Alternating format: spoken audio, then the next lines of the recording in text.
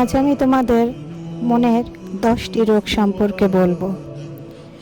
আল্লাহর অস্তিত্বে বিশ্বাস করি, কিন্তু তার আদেশ আমরা পালন করি না। মুখে বলি রাসূল সাল্লাল্লাহু আলাইহি ওয়াসাল্লামকে ভালোবাসি, কিন্তু তার সুন্নত অনুসরণ করি না। কোরআন পড়ি কিন্তু বুঝি না, তাই বাস্তবায়নও করি না। আল্লাহর সকল নিয়ামত ভোগ করি, কিন্তু তার শুকরিয়া আদায় করি না। স্বীকার করি শয়তান আমাদের শত্রু, আমল করি না। জান্নাত পেতে চাই, কিন্তু তার জন্যে কোনো আমল করি না।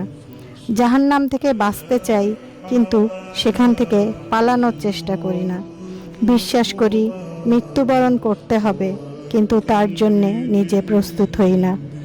পরনিন্দা ও গীবত করি, কিন্তু নিজের দোষ ত্রুটি ভুলে যাই।